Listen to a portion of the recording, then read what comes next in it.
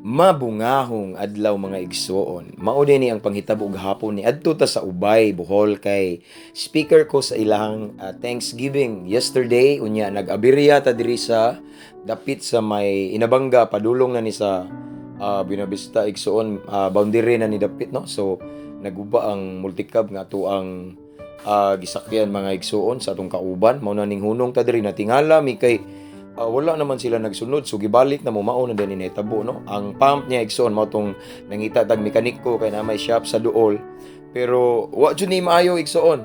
Mao na nga nanawag nako sa ato ang mayor diri sa Clarin unya available unta ang sakyanan pero walay driver kay Sabado sad.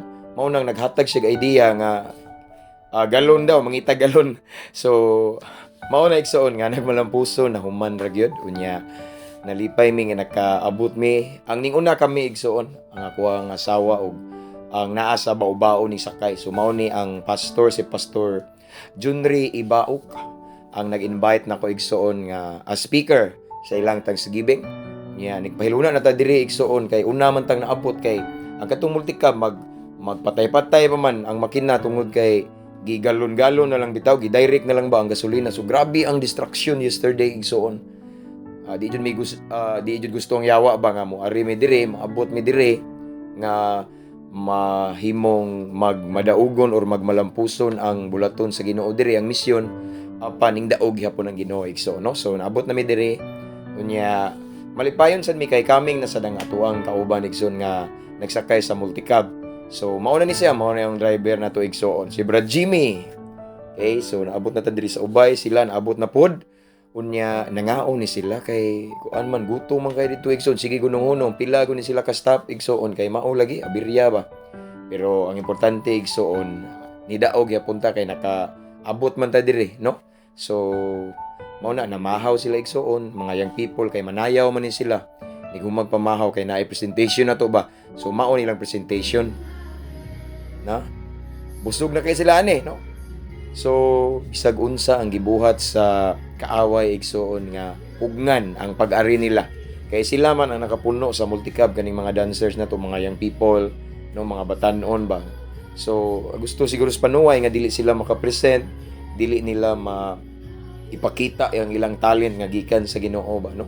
So mao to na distraction igsoon nga honestly ako ug kauban sa akong asawa murag naay gamayng pressure kay nauna man gud mi unya nagworry mi gamay ba nami pagsalig sa Ginoo pero mao lagi nagworry mi gamay kay nawahi sila no nabiyaan sila namo ba di man gud pwede igsuon nga mudungan ko nila kay ako may speaker what if dugay jud kay sila. So magunsa na lang no mao na nga ning una gid mi mga igsuon but praise God salamat sa Ginoo kay ang tanan gikontrol sa Ginoo no. Kontrolado ni Lord ang tanang panghitabo nasay katuyuan sa tanan unya ning abot gyapon sila diri igsuon nga madaugon ug nanayaw no. So kaning nakita nyo nga nagsulo igsoon iyaham ni nga act no ani nga time usa ni sa worship leader nato dire igsoon si Princess. So again kuan igsoon kanang bibo kayo ang amuang journey yesterday nagubaan ang sakyanan pero grasya sa Ginoo naayo ra pod unya medyo late lang pero mao lagi late ang importante ning daog jud og nakaabot no. So salamat sa Ginoo niya sa kanila ning sayo ning apil sa dakong anak di si Itski na diha inay bata diha na kana no. Salamat sa Ginoo. So naa may pagsulay igsoon mao lagi na pero salamat gyapon sa Ginoo kay may daog yun siya unya nilabay na no nilabay rang pagsulay ba unya the test nahimo siyang testimony nahimo siyang victory sa matag usa ka namo. So nadayon gyud ang ilahang pagsayaw pagpresent no madaugon malampuson gyud igsoon kay grabe ba yung practice nila ani unya kuan bitaw kanang dili lang malahos no sayang ilang effort ba but praise God nga nadayon gyud igsoon himaya sa Ginoo no. So mao ni ang last nga presentation kay after ani nga pagsayaw nila igsoon sa atoang mga batan-on mga young people igsoon ako na sad nga turno ang pag-share sa pulong sa Ginoo. So mao ni hapit na sad ni sila human ani igsoon og sayaw, no? Grabe ang grasya, grabe ang pabor sa Ginoo igsoon nga. Medyo kulba gamay kay nagtuo mi og dili na sila kasayaw nya. First time pa sa din ako igsoon sa almost 13 years. This coming January mag 13 years na ko sa ministry. Nagwali bisan asa nga dapit. Grasya sa Ginoo naabot na ta og laing nasod igsoon. But first time pa ko nakasulay og ingani nga medyo mura og nakulbaan ko gamay ba, no?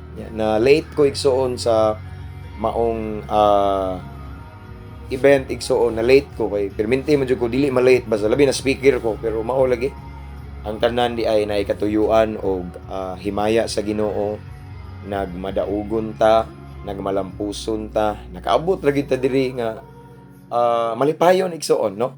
Ang testing nahimong testimony ug ang atong mga batan-on nga young people nakasayaw gyud sila kay sila man gyud ang nagub-an igsoon kami nga naa sa bao-bao wala man gyud naguba igsoon, no?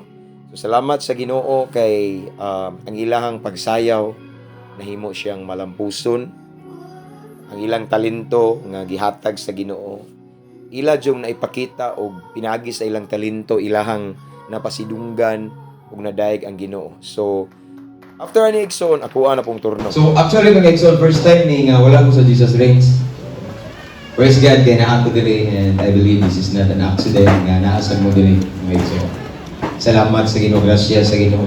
Aning teknaik so nagwali na ko nya ako silang gipabalo nga gahapon ng adlaw mao pa to ang Jesus Reigns nga wala ko ka-attend kay speaker ko sa ilang Thanksgiving, no? So praise God for that. Akong gidayeg ang Ginoo sa blessed opportunity nga iyang gihatag, no? Daghan kay tao igsoon, grabing tao perti daghana. Ang uban nasa gawas perting daghana. So malampuson ta, madaugon og aning taknaa, nanguli na ta. Nya kuan igsoon, pilmero init kayo pag uli. Nya ning abot mi sa mga sunod nga mga lungsod. Ulan na pug kaayo pero malipayon kay migsoon nga numan tungod kay nagmadaugon, nagmalampuson ang misyon kagahapong adlaw.